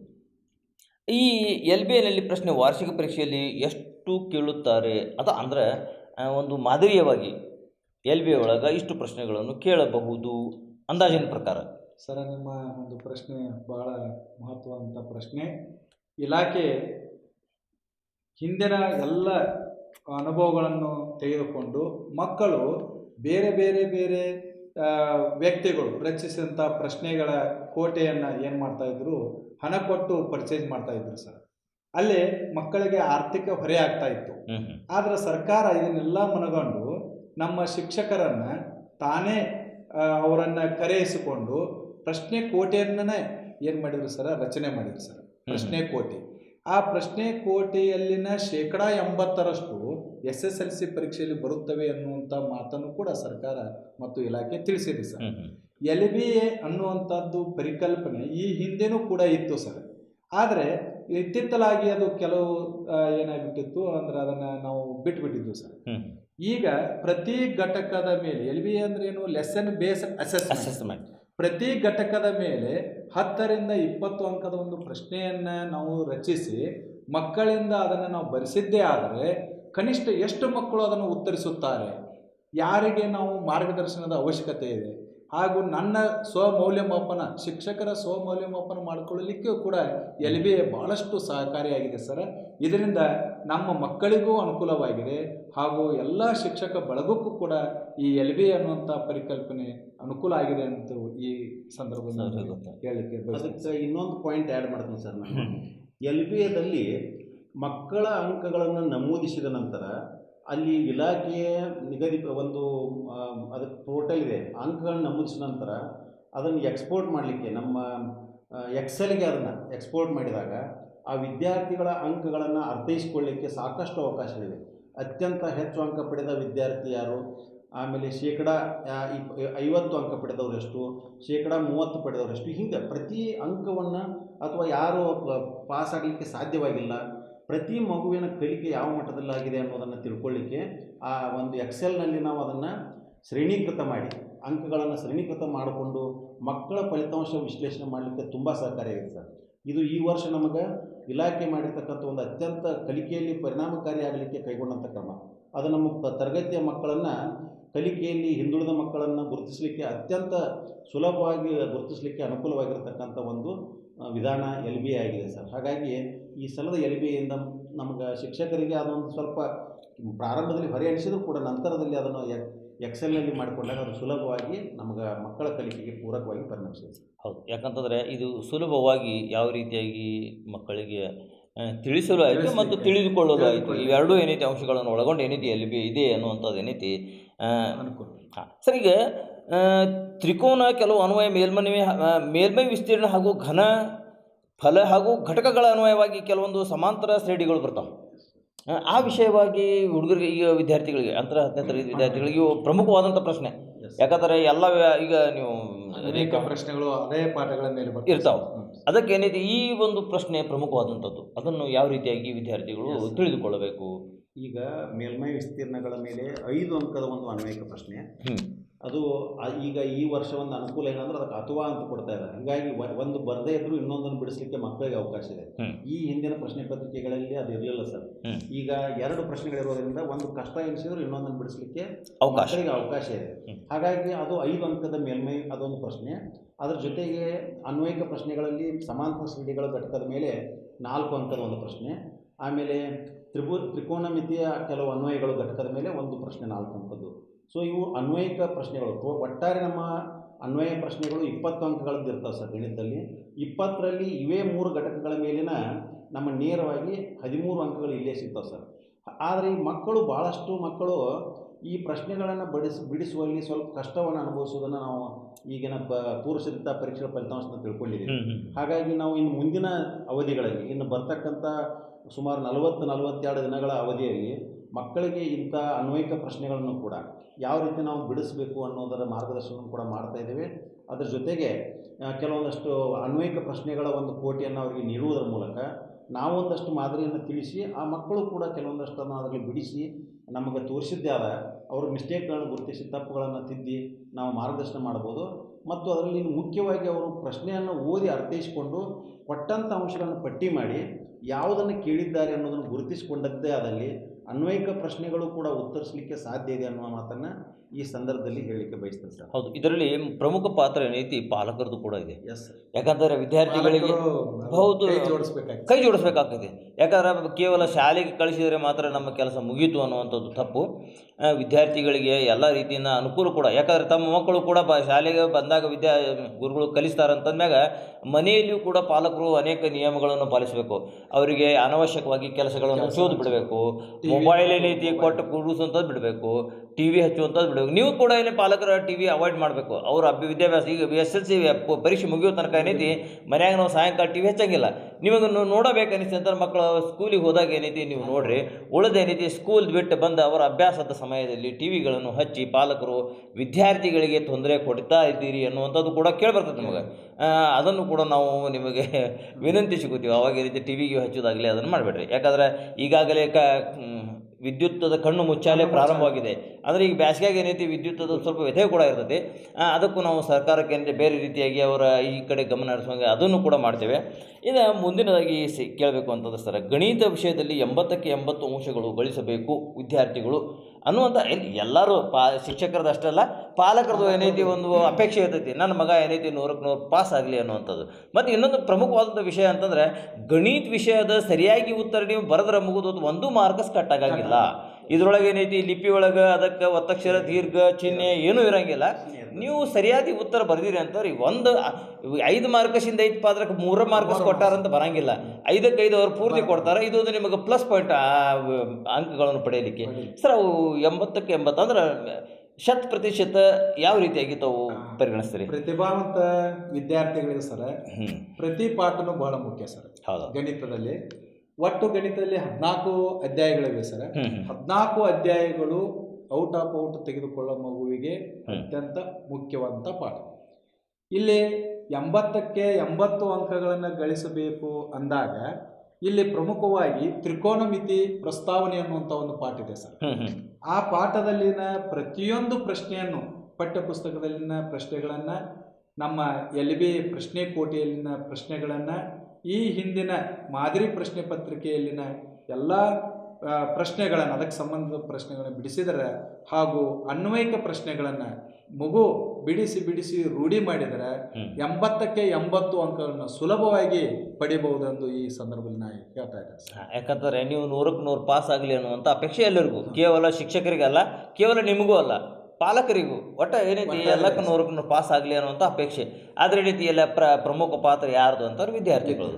ಯಾವ ರೀತಿಯಾಗಿ ನಾನು ಅದನ್ನು ಪರಿಗಣಿಸಬೇಕು, ಯಾವ ರೀತಿ ಅದನ್ನು ನೋಡಬೇಕು, ಯಾವ ರೀತಿ ಸ್ಟಡಿ ಮಾಡಬೇಕು, ಇಷ್ಟೆಲ್ಲ ನಮ್ಮ ಸಲುವಾಗಿ ಮಾಡಾಕತ್ತಾರಾದ್ಮೇಲೆ ನಮ್ಮ ಕರ್ತವ್ಯ ಏನು ಅನ್ನುವಂಥದ್ದು ಏನೈತಿ ವಿದ್ಯಾರ್ಥಿಗಳು ಕೂಡ ಇಲ್ಲಿ ಅರ್ಥೈಸಿಕೊಳ್ಬೇಕು. ಸರಿ, ಕೊನೆಯದಾಗಿ ಕೇಳಬೇಕಾಗಿದ್ದಂತ ಏನಂತ, ಗಣಿತದಲ್ಲಿ ಈ ಸಲ ಹೆಚ್ಚಿನ ಫಲಿತಾಂಶ ಬರಬಹುದೇ ಅನ್ನುವಂಥ ಒಂದು ಪ್ರಶ್ನಾರ್ಥಕವಾದಿ. ಯಾಕಂದ್ರೆ ನಾವು ಕೇಳೋದು ನಮ್ಮ ಧರ್ಮದ, ನಾವು ಯಾವಾಗಲೂ ತಮ್ಮ ಕಡೆ ಪ್ರಶ್ನಾರ್ಥಕವಾಗೇ ನೋಡ್ತೀವಿ ನಾವು. ಈಗ ಇದನ್ನ ತಾವು ಯಾವ ರೀತಿ ನೋಡ್ತೀರಿ ಸರ್? ಈ ಸಲ ನಿಶ್ಚಿತವಾಗಿಯೂ ಗಣಿತದಲ್ಲಿ ಉತ್ತಮ ಫಲಿತಾಂಶ ಬರುತ್ತದೆ ಅನ್ನುವಂಥ 100% ವಿಶ್ವಾಸ ನಮಗಿದೆ. ಯಾಕಂದ್ರೆ ಆ ನಿಟ್ಟಿನಲ್ಲಿ ಈಗಾಗಲೇ ಸಾಕಷ್ಟು ಹೆಜ್ಜೆ ಮುಂದಿಟ್ಟಿದ್ದೇವೆ. ಮತ್ತು ಮಕ್ಕಳಲ್ಲಿ ನಾವು 1ನೇ ಪೂರ್ವ ಸಿದ್ಧತಾ ಪರೀಕ್ಷೆ ಮಾಡಿದ ನಂತರ 2ನೇ ಪರೀಕ್ಷೆ ಆದ ನಂತರ ಸಾಕಷ್ಟು ಸುಧಾರಣೆ ಆಗಿರುವುದನ್ನು ನಾವು ಗಮನಿಸ್ತಾ ಇದ್ದೀವಿ. ಈಗಾಗಲೇ ನಮ್ಮ ಇಲಾಖೆಯವರು ಕೂಡ ಏನು ಮಾಡಿದ್ದಾರೆ ಅಂದರೆ, ಎಲ್ಲ ಪೂರ್ವ ಸಿದ್ಧತಾ ಪರೀಕ್ಷೆಗಳ ಅಂಕಗಳನ್ನು ನಮಗೆ ವಿಶ್ಲೇಷಣೆ ಮಾಡಲಿಕ್ಕೆ ಅನುಕೂಲಕರ ಆಗೋ ರೀತಿಯಲ್ಲಿ ಅವರು ಅದನ್ನು ನಮ್ಮ ಇಲಾಖೆಯ ಒಂದು ಪೋರ್ಟಲ್ನಲ್ಲಿ ನಮೂದಿಸಿರುವುದರಿಂದ ಮಕ್ಕಳ ಫಲಿತಾಂಶ ಸುಧಾರಣೆ ಆಗಿರುವುದು ಈಗಾಗಲೇ ಕಂಡು ಬರ್ತಾ ಇದೆ ಸರ್. ಇನ್ನು ಮುಂದಿನ 3ನೇ ಪೂರ್ವ ಸಿದ್ಧತಾ ಪರೀಕ್ಷೆಗೆ ಕೂಡ ಮಕ್ಕಳು ಈಗ ಸಿದ್ಧತೆಯನ್ನು ಮಾಡಿಕೊಳ್ತಾ ಇದ್ದು, ಈ ಎಲ್ಲ ಇಲಾಖೆ ಕೈಗೊಂಡಿರ್ತಕ್ಕಂಥ ಸುಧಾರಣಾ ಕ್ರಮಗಳು. ಇನ್ನೊಂದು ನಾನು ಹೇಳಿಲ್ಲ, ಮಕ್ಕಳ ಒಂದು ಟ್ರ್ಯಾಕ್ ಸೀಟ್ ಕೂಡ ಇದೆ. ಅಂದರೆ ಪ್ರತಿಯೊಬ್ಬ ಕಲಿಕೆಯಲ್ಲಿ ಹಿಂದುಳಿದ ಮಗು ಯಾವ ಹಂತದಲ್ಲಿದೆ, ಈಗ ವಿದ್ಯಾರ್ಥಿ ಇಲ್ಲಿವರೆಗೆ ಏನನ್ನು ಕಲ್ಕೊಂಡಿದ್ದಾನೆ ಅನ್ನೋದನ್ನು ನಾವೇನು ಮಾಡ್ತೀವಿ ಅಂದರೆ, ಅದಕ್ಕೆ ರೈಟ್ ಮಾರ್ಕ್ ಹಾಕೋದ್ರ ಮೂಲಕ ದಿನಾಂಕವನ್ನು ಕೂಡ ನಮೂದಿಸ್ತೀವಿ. ಹಾಗಾಗಿ ಪ್ರತಿ ವಿದ್ಯಾರ್ಥಿ ಯಾವ ಹಂತದಲ್ಲಿದ್ದಾರೆ ಅನ್ನೋದನ್ನು ತಿಳ್ಕೊಳ್ಳಿಕ್ಕೆ ಅನುಕೂಲವಾಗುವ ರೀತಿಯ ಕ್ರಮಗಳನ್ನು ಕೈಗೊಂಡಿರುವುದರಿಂದ ಮತ್ತು ಪ್ರತಿಯೊಂದು ಕಲಿಕಾಂಶಗಳನ್ನು ಸುಲಭವಾಗಿರ್ತಕ್ಕಂಥ ಕಲಿಕಾಂಶಗಳನ್ನು ಮಕ್ಕಳಿಗೆ ವೈಯಕ್ತಿಕ ನಿಗಾ ವಹಿಸಿ ನಾವು ಬೋಧನೆ ಮಾಡ್ತಾ ಇರೋದರಿಂದ ವಿದ್ಯಾರ್ಥಿಗಳು ಈ ಸಲ ಅತ್ಯಂತ ಆತ್ಮವಿಶ್ವಾಸದಿಂದ ಬರೀತಾ ಇದ್ದಾರೆ. ಅವರಿಗೆ ಇಲಾಖೆಯಿಂದ ಬಿಡುಗಡೆ ಆಗಿರತಕ್ಕಂಥ 4 ಮಾದರಿ ಪ್ರಶ್ನೆ ಪತ್ರಿಕೆಗಳು, 3 ಪೂರ್ವ ಸಿದ್ಧತಾ ಪರೀಕ್ಷೆಗಳು ಹಾಗೂ ಅವುಗಳ ಮಾದರಿ ಉತ್ತರಗಳು, ಇನ್ನಿತರೆ ಅನೇಕ ನಿಖರವಾದಂಥ ಬ್ಲೂ ಪ್ರಿಂಟ್ ಇವೆಲ್ಲವೂ ಲಭ್ಯ ಇರೋದರಿಂದ ವಿದ್ಯಾರ್ಥಿಗಳು ಈ ಸಲ ಉತ್ತಮ ಸಾಧನೆ ಮಾಡೋದರಲ್ಲಿ ಯಾವುದೇ ಅನುಮಾನ ಇಲ್ಲ. ಆಮೇಲೆ ಎಲ್ಲ ಶಿಕ್ಷಕರು ಕೂಡ ನಿರಂತರವಾಗಿ ಇಲಾಖೆಯ ಸೂಚನೆಯ ಅನುಸಾರ ಕಾರ್ಯನಿರ್ವಹಿಸ್ತಾ ಇರೋದರಿಂದ ಈ ಸಲ ನಾವು ಗಣಿತದಲ್ಲಿ ಅತ್ಯುತ್ತಮವಾದಂಥ ಫಲಿತಾಂಶವನ್ನು ಪಡೆದು ಇದುವರೆಗಿನ ಎಲ್ಲ ದಾಖಲೆಗಳನ್ನು ನಾವು ಮುರಿತೇವೆ ಅನ್ನುವಂಥ ವಿಶ್ವಾಸ ನಮ್ಮ ಗಣಿತ ಶಿಕ್ಷಕರಿಗೆ ಇದೆ ಸರ್. ಯಾಕಂದ್ರೆ ಇದೆಲ್ಲ ಮಾಡೋದು ಏನೈತಿ ನಿಮ್ಮ ಸಲುವಾಗಿ SSLC ವಿದ್ಯಾರ್ಥಿಗಳ ಸಲುವಾಗಿ ಅಂತ. ಸರ್ ನೀವೆಲ್ಲ ದಾಖಲೆ ಮರಿತೀನಿ ಅಂತೇಳಿ ಮಾಡ್ತೀರಿ, ಅದಕ್ಕೆ ನಾವು ತಯಾರಿರಬೇಕಲ್ಲ ಅನ್ನುವಂಥ ಪ್ರಶ್ನೆ ಕೂಡ ಬರ್ತದೆ. ಇದೇನೈತಿ ಶಿಕ್ಷಕರಿಗೆ ಮತ್ತು ಶಾಲೆಗೆ ಸಂಬಂಧಪಟ್ಟಂಥ ವಿಷಯಗಳಲ್ಲ, ಪಾಲಕರು ಮತ್ತು ವಿದ್ಯಾರ್ಥಿಗಳಿಗೆ ಸಂಬಂಧಿಸಿದಂಥ ವಿಷಯ. ನಾವು ಮಾಡ್ತಾ ಇರೋ ಕಾರ್ಯಕ್ರಮ ಏನೈತಿ ಪಾಲಕರಿಗೂ ಮತ್ತು ವಿದ್ಯಾರ್ಥಿಗಳಿಗಾಗಿ ಇದು ಏನೈತಿ ಹೆಚ್ಚಿನ ಗಮನ. ಯಾಕಂದ್ರೆ ನಮ್ಮ ಶ್ರಮ ಏನೈತಿ ವ್ಯರ್ಥವಾಗಬಾರ್ದಪ್ಪ ಅನ್ನುವಂಥದ್ದು ಏನೈತಿ ನಮಗೂ ಕೂಡ ಒಂದು ಲವಲವಿಕೆ ಇರ್ತದೆ. ಹೆಚ್ಚಿಗೆ ಪಾಸ್ ಆದ್ರೆ ಏನೈತಿ ನಮ್ಮದು ಹೆಸರು ಬಂತಪ್ಪ ಅನ್ನುವಂಥದ್ದು. ಸರ್ ಈಗ ಇಲಾಖೆಯವರು ಕೂಡ ಹೆಚ್ಚಿನ ಪ್ರಮಾಣದಲ್ಲಿ ಇದಕ್ಕೆ ಬೆನ್ನತ್ತಿದ್ದಾರೆ. ಈಗ ತೊಗೋಬೇಕಂತಂದ್ರೆ ಏನಿದೆ, ಈಗ ಶಿಕ್ಷಣ ಮಂತ್ರಿಗಳು ಏನೈತಿ ಪದೇ ಪದೇ ಹೊಸ ನಿಯಮಗಳನ್ನು ಮಾಡಿ ಒಟ್ಟು ವಿದ್ಯಾಭ್ಯಾಸಕ್ಕೆ ಏನಿದೆ ಹೆಚ್ಚಿನ ಪ್ರಾಮುಖ್ಯತೆ ಕೊಡ್ತಾ ಇದ್ದಾರೆ ಅನ್ನುವಂಥದ್ದು ಕೂಡ ಕೇಳಿಬರ್ತೈತಿ. ಅದನ್ನು ತಾವು ಯಾವ ರೀತಿ ನೋಡ್ತೀರಿ? ಈ ಒಂದು ಶೈಕ್ಷಣಿಕ ವರ್ಷದಲ್ಲಿ ಮಾನ್ಯ ಶಿಕ್ಷಣ ಸಚಿವರಾದಂಥ ಮಾನ್ಯ ಮಧು ಬಂಗಾರಪ್ಪನವರು, ನಮ್ಮ ಶಿಕ್ಷಣ ಆಯುಕ್ತರು ರಶ್ಮಿ ಮೇಡಮ್ ಅವರು ಸರ, ಹಾಗೂ ಉಳಿದ ಎಲ್ಲ ಅಧಿಕಾರಿಗಳ ಒಂದೇ ಉದ್ದೇಶ ಏನಂದರೆ ಈ ವರ್ಷ SSLC ಪರೀಕ್ಷೆಯಲ್ಲಿ ಯಾವ ಮಗು ಕೂಡ ಡ್ರಾಪ್ಔಟ್ ಆಗಬಾರ್ದು. ಡ್ರಾಪ್ಔಟ್ ಆತಂದ್ರೆ ಆ ಮಗು ಸಮಾಜಕ್ಕೆ ಹೊರೆ ಆಕೈತಿ ಅನ್ನುವಂಥ ಉದ್ದೇಶದಿಂದ ನಮ್ಮ ಶಿಕ್ಷಕರಿಗೆ ಹಲವಾರು ರೀತಿಯಲ್ಲಿ ಮಾರ್ಗದರ್ಶನ ನೀಡ್ತಾ ಇದ್ದಾರೆ. ಮಗುವನ್ನು ಶಾಲೆಗೆ ಬರುವಾಗ ಮಾಡಿ, ಮಗು ಶಾಲೆಯಲ್ಲಿ ಉಳಿದು ಪಾಸಾಗುವಂತೆ ನೀವು ಮಕ್ಕಳಿಗೆ ಯಾವ ವಿಷಯ ಅವ್ರಿಗೆ ಸರಳ ಆಗ್ತೈತಿ ಆ ವಿಷಯಗಳನ್ನೇ ಚೆನ್ನಾಗಿ ಅವ್ರಿಗೆ ಬೋಧನೆ ಮಾಡಿ, ರೂಢಿ ಮಾಡಿ ಅಂಥೇಳಿ ಅನೇಕ ಕಾರ್ಯಕ್ರಮಗಳನ್ನು ನಮ್ಮ ಇಲಾಖೆ ನಮಗೆಲ್ಲರಿಗೂ ಮಾರ್ಗದರ್ಶನ ಮಾಡ್ತಾ ಇದೆ ಸರ. ಅದೇ ರೀತಿ ನಮ್ಮ ರಾಮದುರ್ಗ ತಾಲೂಕಿನ ನಮ್ಮ ಕ್ಷೇತ್ರ ಶಿಕ್ಷಣಾಧಿಕಾರಿಗಳು ಹಾಗೂ ನಮ್ಮ ಭಾಗದ ಶಾಸಕರು ಎಲ್ಲರೂ ಕೂಡ SLC ಮಕ್ಕಳಿಗೆ ನೀವು ಏನಾದರೂ ವಿನೂತನವಾದಂಥ ಕಾರ್ಯಕ್ರಮಗಳನ್ನು ನಮ್ಮ ತಾಲೂಕಿನಲ್ಲಿ ಹಮ್ಮಿಕೊಳ್ಳ್ರಿ ಅಂಥೇಳಿ ಪದೇ ಪದೇ ಎಲ್ಲ ಶಿಕ್ಷಕರಿಗೂ ಕೂಡ ಈ ರೀತಿಯಾದಂಥ ಮಾರ್ಗದರ್ಶನ ನೀಡ್ತಾ ಇದೆ.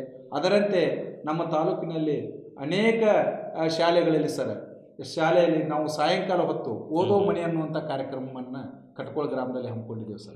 SLC ವಿದ್ಯಾರ್ಥಿಗಳಿಗೆ 6:30 8:30 2 ತಾಸು ಗಂಡು ಮಕ್ಕಳನ್ನು ನಾವೇನು ಮಾಡ್ತಾ ಇದ್ದೇವೆ ಸರ್, ಓದೋ ಮನೆ ಅನ್ನುವಂಥ ಕಾರ್ಯಕ್ರಮದಲ್ಲಿ ಆ ಮಕ್ಕಳಿಗೆ ಗಣಿತ, ವಿಜ್ಞಾನ, ಇಂಗ್ಲೀಷ್ ಎಲ್ಲ ವಿಷಯಗಳ ಕುರಿತು ಅವರಿಗೆ ಮಾರ್ಗದರ್ಶನ ಮಾಡ್ತಾ ಇದ್ದೇವೆ.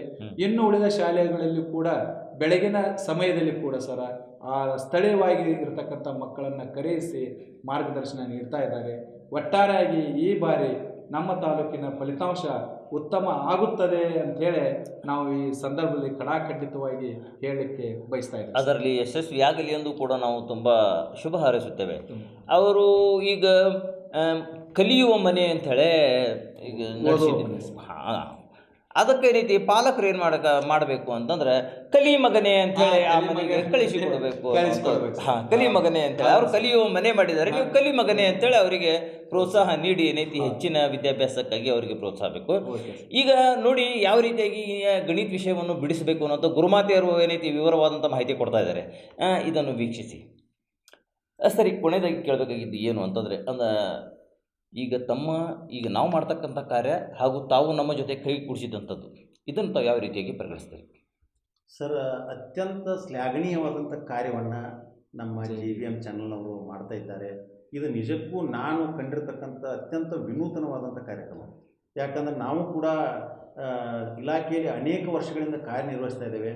ಈ ರೀತಿ ನಮ್ಮ ಎಲ್ಲ ವಿಷಯಗಳ ಶಿಕ್ಷಕರನ್ನು ಒಂದು ಸ್ಟುಡಿಯೋಕ್ಕೆ ಆಹ್ವಾನ ಮಾಡಿ ಎಲ್ಲ ಮಕ್ಕಳಿಗೆ ಅನುಕೂಲ ಆಗೋ ರೀತಿ ಹೇಳೋದು. SLC ಫಲಿತಾಂಶದ ನಮ್ಮ ಇಲಾಖೆ ಏನು ಕ್ರಮ ಕೈಗೊಂಡಿದೆಯಲ್ಲ ಅದಕ್ಕೆ ಪೂರಕವಾಗುವ ರೀತಿ ಒಳಗೆ ಎಲ್ಲ ಮಂದಿಗೆ ಜನರಿಗೆ ಇದು ತಲುಪುವ ರೀತಿ ತಾವು ಕೂಡ ಅತ್ಯಂತ ಶ್ರದ್ಧೆಯಿಂದ ನಮ್ಮ ಜೊತೆ ಪಾಲ್ಗೊಂಡಿದ್ದೀರಿ ಮತ್ತು ನಮ್ಮ ಮಕ್ಕಳ ಒಂದು ಕಲಿಕಾ ಪ್ರಗತಿಗೆ ಸಾಥ್ ಕೊಟ್ಟಿರುವುದರಿಂದ ನಮ್ಮ ಎಲ್ಲ ಇಲಾಖೆಯ ವತಿಯಿಂದ ನಮ್ಮ ಇಲಾಖೆಯ ಎಲ್ಲ ಅಧಿಕಾರಿಗಳ ವತಿಯಿಂದ ಹಾಗೂ ನಮ್ಮ ಶಿಕ್ಷಕ ವೃಂದದ ವತಿಯಿಂದ ತಮಗೆ ತುಂಬು ಧನ್ಯವಾದಗಳನ್ನು ಕೂಡ ನಾನು ಸಲ್ಲಿಸ್ತಾ ಇದ್ದೇನೆ.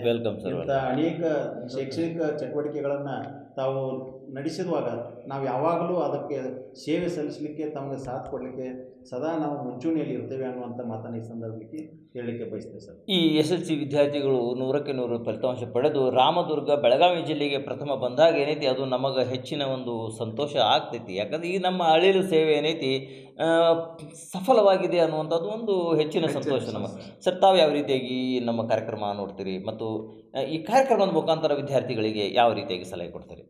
ನಾನು ಈ ಸಂದರ್ಭದಲ್ಲಿ JBM ಈ ಒಂದು ಮಾಧ್ಯಮ ವಾಹಿನಿಗೆ ಮೊದಲು ಕೃತಜ್ಞತೆಯನ್ನು ಸಲ್ಲಿಸ್ತಾ ಇದ್ದೇನೆ. Welcome sir. ಯಾಕಂದರೆ SSLC ವಿದ್ಯಾರ್ಥಿಗಳ ಭವಿಷ್ಯವನ್ನು ರೂಪಿಸಲಿಕ್ಕೆ ಸರ್ಕಾರ ಮತ್ತು ಇಲಾಖೆ ಯಾವ ರೀತಿ ಮುತುವರ್ಜಿಯನ್ನು ವಹಿಸಿದೆ, ಅದೇ ರೀತಿ ನಮ್ಮ ರಾಮದುರ್ಗ ತಾಲೂಕಿನಲ್ಲಿ ಇಂಥ ಒಂದು ವಾಹಿನಿ ಮಕ್ಕಳಿಗಾಗಿ ಈ ಒಂದು ತಮ್ಮ ವಾಹಿನಿ ಮೂಲಕ ಪರಿಣಿತ ಶಿಕ್ಷಕರನ್ನು ಕರೆಯಿಸಿ ಅವರ ಪಾಠ ಬೋಧನೆಗಳನ್ನು, ಅವರ ಮಾರ್ಗದರ್ಶನವನ್ನು ಎಲ್ಲ ನಮ್ಮ ರಾಮದುರ್ಗ ತಾಲೂಕಿನ ಎಲ್ಲ ಮಕ್ಕಳಿಗೂ ಹಾಗೂ ಹೊರ ಭಾಗದ ಮಕ್ಕಳಿಗೂ ಕೂಡ ಈ ಮಾಧ್ಯಮದ ಮೂಲಕ ಈ ಸೇವೆಯನ್ನು ನೀಡ್ತಾ ಇದ್ದಾರಲ್ಲ, ಅದೊಂದು ಬಹಳಷ್ಟು ಶ್ಲಾಘನೀಯವಾದದ್ದು.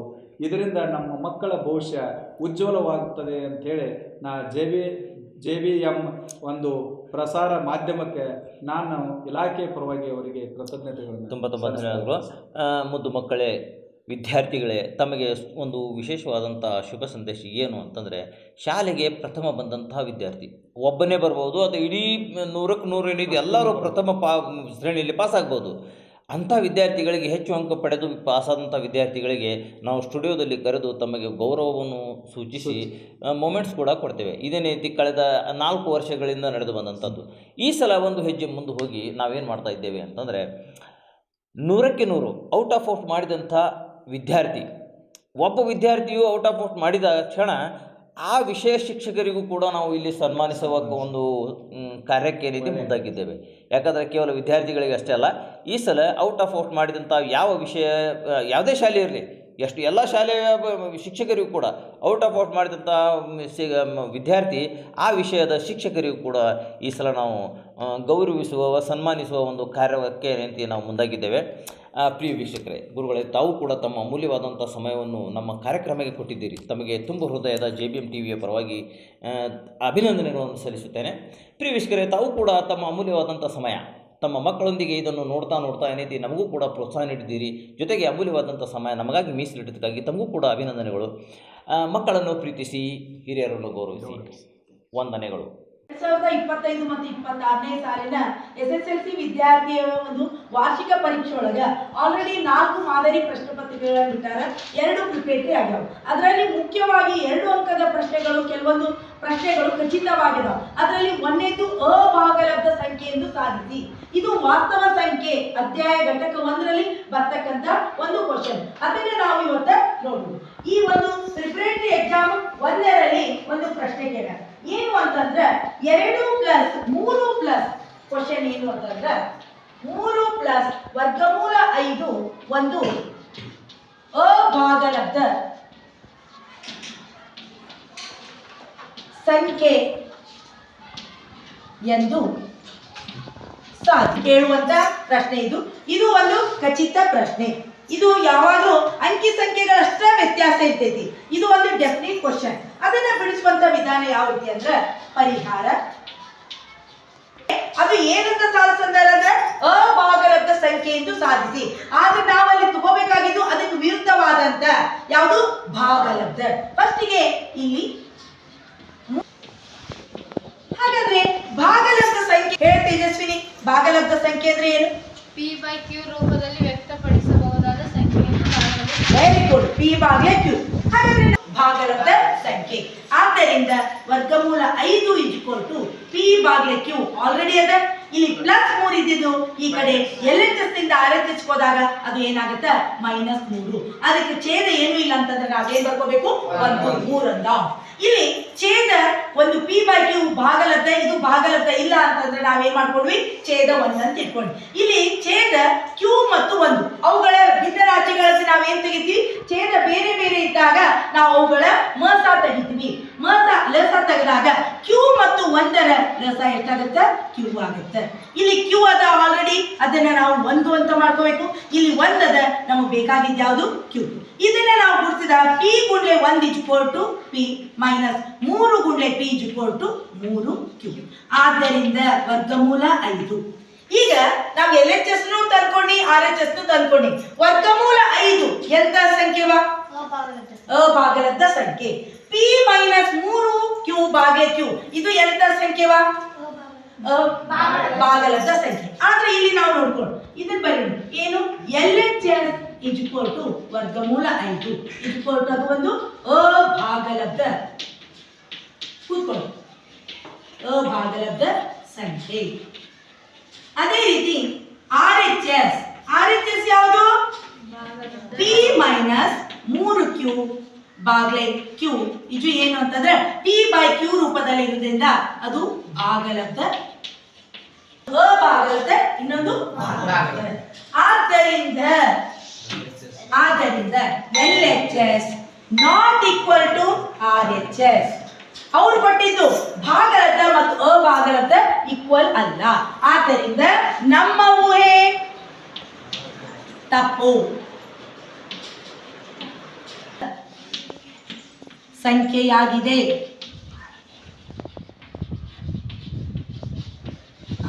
ಈಗ ಅವ್ರು ಏನ್ ಸಾಧಿಸಿದ್ವಿ ನಾವು? ಅಭಾಗಲಬ್ಧ ಅಂದ್ರೆ ಕೊನೆಗೆ ನಾವು ಏನ್ ಸಾಧಿಸಿದ್ವಿ? ಅಭಾಗಲಬ್ಧ ಸಂಖ್ಯೆ ಎಂದು ಸಾಧಿಸಿದ್ವಿ. ಈ ರೀತಿ ನಿಮಗೂ 2 ಅಂಕದ ಪ್ರಶ್ನೆ ಒಂದು ಖಚಿತವಾಗಿರ್ತೈತಿ. ಅಂಕಿ ಸಂಖ್ಯೆಗಳಷ್ಟೇ ವ್ಯತ್ಯಾಸ ಇರ್ತಾವ, ಮಾಡುವಂತ ಮೆಥಡ್ ಏನಿರ್ತೈತಲ್ಲ ಒಂದೇ. ರೇಖಾತ್ಮಕ ಸಮೀಕರಣದಲ್ಲಿ ಒಂದು ವರ್ಜಿಸುವ ವಿಧಾನ, ಅಲ್ಲಿ 2 ವಿಧಾನ ಬರ್ತಾವ, ಒಂದು ಆದೇಶ ವಿಧಾನ, ಇನ್ನೊಂದು ವರ್ಜಿಸುವ ವಿಧಾನ. ಆದ್ರೆ ನಿಮ್ಮ ಎಕ್ಸಾಮ್ ಕೇಳೋದು ವರ್ಜಿಸುವ ವಿಧಾನ. ಅದನ್ನ ನಾವೀಗ ಬಿಡಿಸೋದು. ವಿಧಾನದಿಂದ ಸಾಧಿಸೋದು 10 ಮತ್ತು x ಮೈನಸ್ y n. ಇದನ್ನು ವರ್ಜಿಸುವ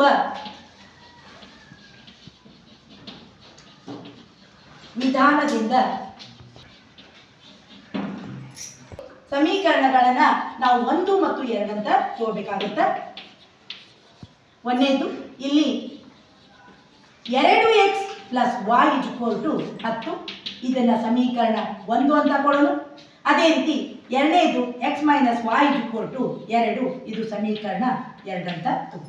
ವರ್ಜಿಸುವುದಂತಂದ್ರೆ ಇಲ್ಲಿ 2 ಚರಾಕ್ಷರಗಳಾದಲ್ಲ, ಅದನ್ನು ಒಂದು ಕ್ಯಾನ್ಸಲ್ ಮಾಡಬೇಕಾಗುತ್ತೆ. ಕ್ಯಾನ್ಸಲ್ ಮಾಡಿದಾಗ ನಾವು ಇನ್ನೊಂದು ಬೆಲೆ ಕಂಡಿಡ್ಬೇಕಾಗುತ್ತೆ. ಇಲ್ಲಿ ನಾವು ಗಮನಿಸಬೇಕು, ಇಲ್ಲಿ 2x ಅದ, ಇದು ಏನದ 1x ಅದ. 2x 1x ಕ್ಯಾನ್ಸಲ್ ಆಗುದಿಲ್ಲ. ಮತ್ತು ಮೇಲಾಗಿ ಅದು 2 ಕಡೆ ಏನದವ ಪ್ಲಸ್ ಚಿಹ್ನೆ ಅದಾವ. ಇನ್ನು ಮುಂದಕ್ಕೆ ಹೋಗೋಣ. ಒಂದು ಪ್ಲಸ್ y ಅದ, ಇನ್ನೊಂದು ಮೈನಸ್ y. y ಹೋಯ್ತಂದ್ರೆ ಏನಾಗುತ್ತೆ? ಕ್ಯಾನ್ಸಲ್ ಆಗುತ್ತೆ. ಅದಕ್ಕೆ ನಾವು ಇಲ್ಲಿ ಏನ್ ಮಾಡೋಣ? ಕೂಡಿಸ್ಕೊಂಡ್ಬಿಡೋಣ. ಕೂಡಿಸಲಾಗಿ ಯಾವುದೇ ರೀತಿ ನಾವು ಚಿಹ್ನೆಗಳನ್ನ ಚೇಂಜ್ ಮಾಡ್ಕೋದಿಲ್ಲ. Plus y minus y cancel. ಈಗ ಅದು ಕ್ಯಾನ್ಸಲ್ ಆದ್ಮೇಲೆ ಆ ಜಾಗದಾಗ ನಾವೇನು ತುಂಬಾರ್ದು, ಯಾಕಂದ್ರೆ ಅದ್ರ ಬೆಲೆ 0. 2x 1x ಕೂಡಿಸಿದ್ರೆ ಎಷ್ಟಾಗುತ್ತೆ ಜ್ಯೋತಿ? 3x. 2x 1. ಇಲ್ಲಿ x ಏನು ಚೇಂಜ್ ಆಗಲ್ಲ, ಹಿಂದಿನ ಸಗುಣಕ ಅಷ್ಟೇ ನಾವು ಕೊಡ್ತೀವಿ, ಸಂಖ್ಯಾ ಸಗುಣಕ ಕೊಡ್ತೀವಿ. 2 ಪ್ಲಸ್ 1 3x. ಈ ಜಾಗದಾಗ y ಕ್ಯಾನ್ಸಲ್ ಆಗೈತಿ, ಬಿಟ್ಬಿಡು. ನೆಕ್ಸ್ಟ್ 10 ಪ್ಲಸ್ 2 ಕೂಡಿಸಿದಾಗ ಎಷ್ಟಾಗುತ್ತೆ? 12. ನೋಡ್ರಿ, ನಮ್ಮ ಸಮೀಕರಣ ಏನ್ ಬಂತು?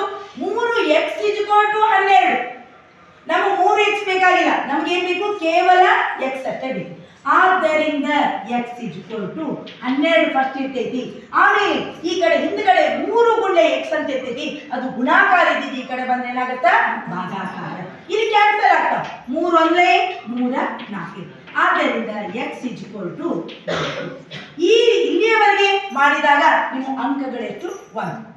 ಇದು ಕ್ವಶನ್ ಇರೋದು ಎಷ್ಟು? 2 ಅಂತ. ನಾವು ಯಾವ ಚರಾಕ್ಷರದ ಬೆಲೆ ಕಂಡಿದ್ವಿ? x ಅಷ್ಟೇ ಕಂಡು. ಇನ್ನೂ ಒಂದು ಚರಾಕ್ಷರ ಅದ, ಯಾವುದು? y. ಈ ಬೆಲೆಯನ್ನ ನಾವೇನ್ ಮಾಡ್ತೀವಿ? ಸಮೀಕರಣ 1ರಲ್ಲಾದ್ರೂ ಹಾಕ್ಬೋದು, ಸಮೀಕರಣ 2. ನಿಮಗೆ ಯಾವ್ದು ಅನುಕೂಲ? ನಾನು ಸಾಮಾನ್ಯವಾಗಿ 1ನೇ ಸಮೀಕರಣದಲ್ಲಿ ಹಾಕಿರ್ತೀನಿ, ಅದಕ್ಕೆ 1ನೇ ಸಮೀಕರಣ ಹಾಕ್ತೀನಿ. ಬೆಲೆಯನ್ನು 1ರಲ್ಲಿ ಹಾಕಲಾಗಿ, ಆದೇಶಿಸಲಾಗಿ, ಎಲ್ಲ ಒಂದೇ. 1ನೇ ಸಮೀಕರಣ ತಗೊಂಡು ಏನದ? 2x plus y 10. ಸಮಚಿಹ್ನೆ ಹಾಕ್ಲಿಕ್ಕೆ ಬರುವುದಿಲ್ಲ, ಯಾಕಂದ್ರೆ ಆಲ್ರೆಡಿ ಇಲ್ಲಿ ಏನದ? ಸಮಚಿಹ್ನೆ ಅದ. 2ಕ್ಕೆ 2. x ಬೆಲೆ ಕಂಡಿದ್ದೀವಿ, ಎಷ್ಟು ಬಂದೈತಿ? 4. x ಇದ್ದಲ್ಲಿ 4. ಮುಂದೆ ಏನದ? ಪ್ಲಸ್, ಆಮೇಲೆ y 10. ಈಗ ಇಲ್ಲಿ ಗುಣಿಸ್ಬೇಕು. 2 4 ಬ್ರಾಕೆಟ್ ಬಿಡಿಸ್ಬೇಕಾಗುತ್ತೆ. 2 4 8 plus y 10. ನಮಗೆ y ಎಷ್ಟೇ ಬೇಕು? y ಹಿಂದೆ ಏನದ? 8 ಸಂಖ್ಯೆ ಅದು, ಅದು ಪ್ಲಸ್ ಇದ್ದಿದ್ದು ಏನಾಗುತ್ತೆ? LHS ಇಂದ RHS ಬಂದಾಗ ಏನಾಗುತ್ತೆ? ಮೈನಸ್. ಆದ್ದರಿಂದ y 10ಕ್ಕೆ 10 ಪ್ಲಸ್ 8 ಇದ್ದಿದ್ದು ಏನಾಗುತ್ತೆ? ಮೈನಸ್ 8. ಆದ್ದರಿಂದ y 10 10 8 ಹೋದ್ರೆ 2. ಇದಕ್ಕೆ 1 ಮಾರ್ಕ್ಸ್. x ಬೆಲೆ ಕಂಡಿದ್ದಕ್ಕ 1 ಮಾರ್ಕ್. ಆ ಬೆಲೆಯನ್ನು ಸಮೀಕರಣದೊಳಗೆ ಆದೇಶ ಮಾಡಿದಾಗ ಅಲ್ಲಿ y ಬೆಲೆ. ಎರಡು ಕಂಪ್ಲೀಟ್ ಆದಾಗ ನಿಮ್ಗೆ ಏನಾಗುತ್ತೆ 2 ಮಾರ್ಕ್ಸ್ ಕೊಡ್ತಾರೆ. ವರ್ಗ ಸಮೀಕರಣ ಚಾಪ್ಟರ್ದಾಗ ಶೋಧಕದ ಬೆಲೆ ಕಂಡುಹಿಡಿದು ಮೂಲಗಳ ಸ್ವಭಾವವನ್ನು ವಿವೇಚಿಸಿ ಅಥವಾ ಮೂಲಗಳ ಸ್ವಭಾವವನ್ನು ಕಂಡುಹಿಡಿದು. ನಾನು ನಿಮ್ಗೆ ಒಂದು ಕ್ವಶನ್ ಕೇಳ್ತೀನಿ. ವರ್ಗ ಸಮೀಕರಣದ ಸಾಮಾನ್ಯ ರೂಪವೇನು ಅಥವಾ ಆದರ್ಶ ರೂಪವೇನು? ಯಾರು ಹೇಳ್ತೀರಿ? ಹೇಳಿ Chetan. ax² + bx + c = 0. Very good. ax² + bx + c = 0. ಇದು ವರ್ಗ ಸಮೀಕರಣದ ಆದರ್ಶ ರೂಪ. ಈಗ ನಾವು ಮೂಲಗಳ ಸ್ವಭಾವವನ್ನು ಕಂಡುಹಿಡಬೇಕಾದ್ರೆ ನಮಗೆ ಏನ್ ಬೇಕು? ಶೋಧಕ. ಶೋಧಕ ಅಂದ್ರೆ ಶೋಧನೆ ಮಾಡುದು. ಏನನ್ನು ಹುಡುಕುವುದು? ಮೂಲಗಳ ಸ್ವಭಾವವನ್ನ ಹುಡುಕುದು. ಮೂಲಗಳ ಬೆಲೆಗಳನ್ನ ಕಂಡುಹಿಡಿದು ಅದು ಇದೆ ಅಂತ ಹೇಳುದು. ಹಾಗಾದ್ರೆ ಶೋಧಕ ಕಂಡುಹಿಡ್ತಕ್ಕಂಥ ಸೂತ್ರ ಯಾವುದು? ಶೋಧಕ ಕಂಡುಹಿಡಿ Mahesh. ಶೋಧಕ = b² - 4h. ಶೋಧಕ b² - 4h. ಈಗ ಶೋಧಕದ ಬೆಲೆ 0 ಇದ್ದಾಗ ಮೂಲಗಳ ಸ್ವಭಾವ ಏನಾಗಿರುತ್ತೆ? ಶೋಧಕದ ಬೆಲೆ 0 ಇದ್ದಾಗ ಮೂಲಗಳ ಸ್ವಭಾವ ವಾಸ್ತವ ಮತ್ತು ಸಮವಾಗಿರ್ತಾವ. ಮೂಲಗಳು ಸಮವಾಗಿರ್ತಾವ ಮತ್ತು ಅವುಗಳ ಬೆಲೆ ಏನಾಗಿರ್ತದೆ ಅಂದ್ರೆ ವಾಸ್ತವ ಸಂಖ್ಯೆ. ಹಾಗಾದ್ರೆ 0ಗಿಂತ ಹೆಚ್ಚಾದಾಗ ಶೋಧಕದ ಬೆಲೆ 0ಗಿಂತ ಹೆಚ್ಚಾದಾಗ ವಾಸ್ತವ ಮತ್ತು ಏನಾಗಿರ್ತಾವ? ಭಿನ್ನವಾಗಿರ್ತಾವ.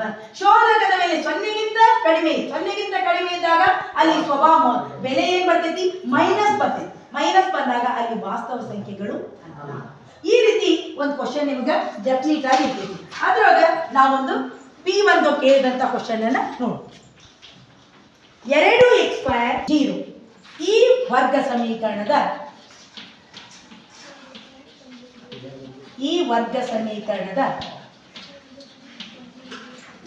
ಶೋಧಕವನ್ನು ಕಂಡುಹಿಡಿಯಿರಿ.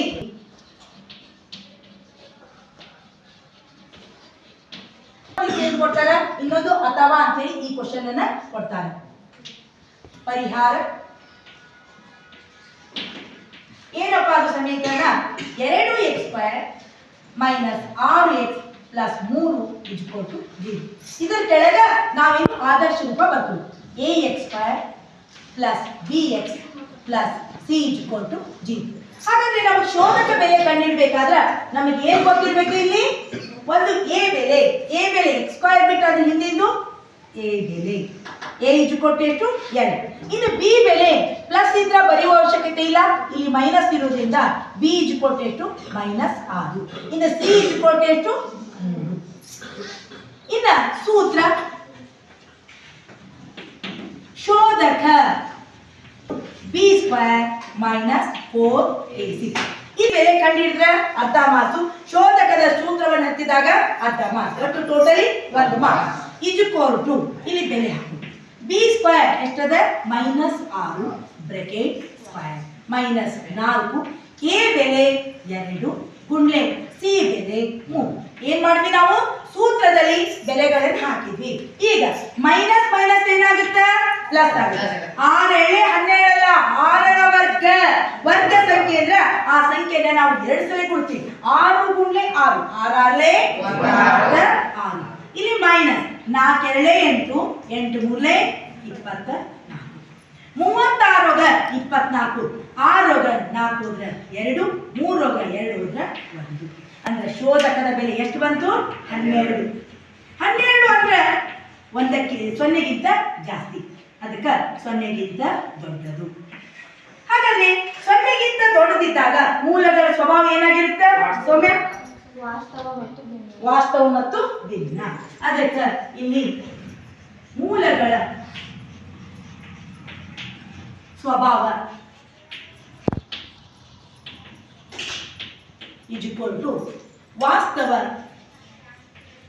ವಾಸ್ತವ ಮತ್ತು ಭಿನ್ನವಾಗಿರ್ತವ. ಈ ರೀತಿ ನಾವು ಏನ್ ಮಾಡ್ತೀವಿ ಅಂದ್ರೆ ಶೋಧಕದ ಬೆಲೆಯನ್ನು ಕಂಡುಹಿಡಿದು ಮೂಲಗಳ ಸ್ವಭಾವವನ್ನ ಬರಿತೀವಿ.